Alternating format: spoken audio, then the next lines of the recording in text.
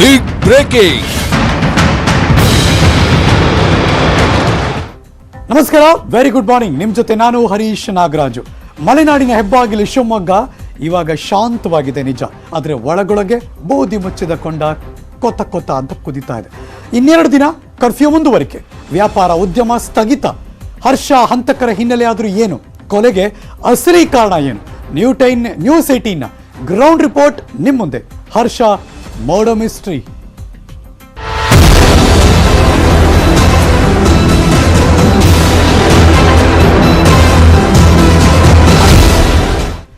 ಹರ್ಷ ಹತ್ಯೆ ಶಿವಮೊಗ್ಗ ಅಂತೂ ಕೊತ್ತ ಕೊತ್ತ ಅಂತ ಕುದೀತಾ ಇದೆ. ಸದ್ಯಕ್ಕೆ ಶಾಂತವಾಗಿದೆ ಅಂತ ಅನಿಸ್ತಾ ಇದೆ ಶಿವಮೊಗ್ಗ ನಗರ.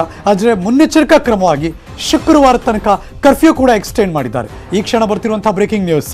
ಶಿವಮೊಗ್ಗ ನಗರದಲ್ಲಿ ಡಿಸಿಎಸ್ಪಿ ಕಂಟಿನ್ಯೂಸ್ ಆಗಿ ರೌಂಡ್ಸ್ ಮಾಡ್ತಿದ್ದಾರೆ. Breaking news.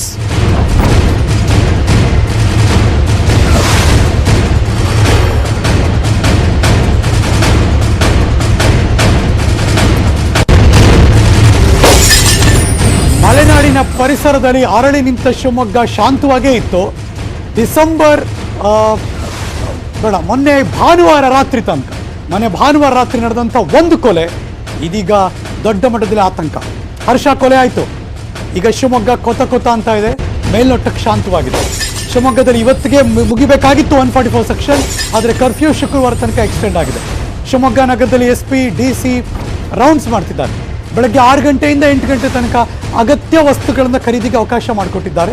ಕರ್ಫ್ಯೂ ಹಿನ್ನೆಲೆಯಲ್ಲಿ ಜನರ ಓಡಾಟಕ್ಕೂ ಬ್ರೇಕ್ ಹಾಕಿದ್ದಾರೆ. 6 ರಿಂದ 8 ಈ 2 ತಾಸಲ್ಲಿ 2 ಗಂಟೆಗಳಲ್ಲಿ ನಿಮಗೆ ಏನೇನು ಬೇಕೋ ದಿನ ಉಪಯುಕ್ತ ವಸ್ತುಗಳನ್ನು ಕೊಂಡ್ಕೊಂಬರ್ಬೋದು.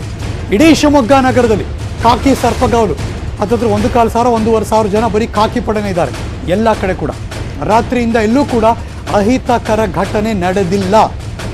ಅಹಿತಕರ ಘಟನೆ ನಡೀಬಾರದು ಅಂತ ಪೊಲೀಸರು ಕ್ರಮ ತಗೊಂಡಿದ್ದಾರೆ. ಸೂಕ್ಷ್ಮ ಪ್ರದೇಶಗಳಲ್ಲಿ ಪೊಲೀಸರು ಗಸ್ತು ತಿರುಗ್ತಾ ಇದ್ದಾರೆ. ಶಿವಮೊಗ್ಗ ಸುತ್ತಮುತ್ತಲ ಪ್ರದೇಶದಲ್ಲೂ ಕೂಡ ಕಾಕಿ ಎಲ್ಲ ಕಡೆ ಹೈ ಅಲರ್ಟ್ ಅಲ್ಲಿದ್ದಾರೆ.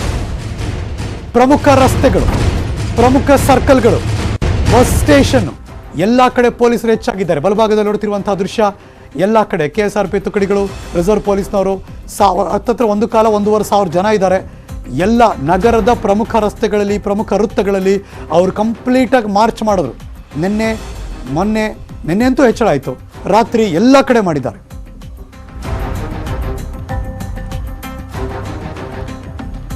ಇನ್ನೀಗ ಅದಕ್ಕೆ ಸಂಬಂಧಪಟ್ಟಾಗ ಆಗುವಂತಹ ಡೆವಲಪ್ಮೆಂಟ್ಸ್ಗಳು. ಬಜರಂಗ